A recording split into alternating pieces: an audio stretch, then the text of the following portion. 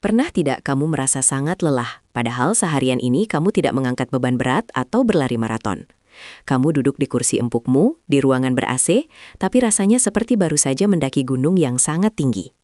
Kita sering menganggap bahwa rasa capek hanya datang dari otot yang bekerja keras, padahal ada jenis kelelahan lain yang jauh lebih menguras energi.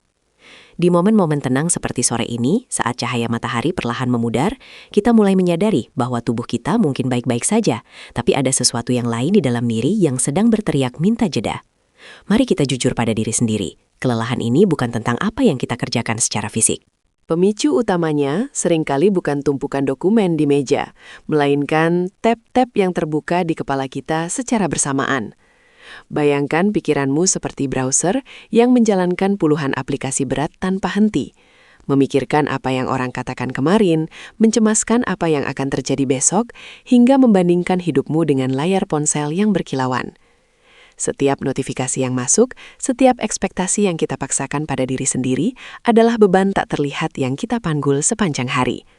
Kita tidak sedang lelah karena bekerja, kita sedang lelah karena terus-menerus siaga dalam kebisingan pikiran kita sendiri yang tidak pernah benar-benar tidur.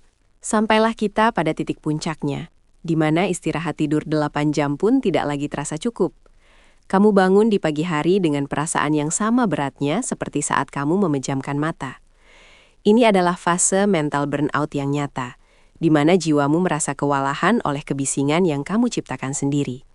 Kamu mencoba untuk bersantai dengan menonton film atau bermain media sosial. Tapi anehnya, hal itu malah membuatmu makin terkuras.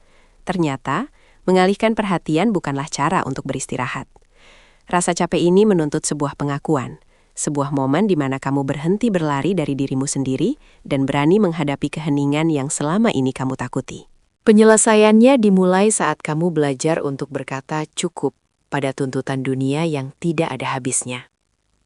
Cobalah untuk meletakkan ponselmu, menutup laptopmu, dan benar-benar hadir di sini, saat ini.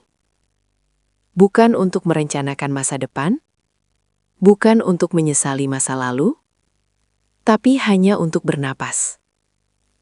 Menemukan kembali kedamaian dalam hal-hal sederhana, seperti hangatnya teh di tanganmu, atau suara angin yang menerpa dedaunan.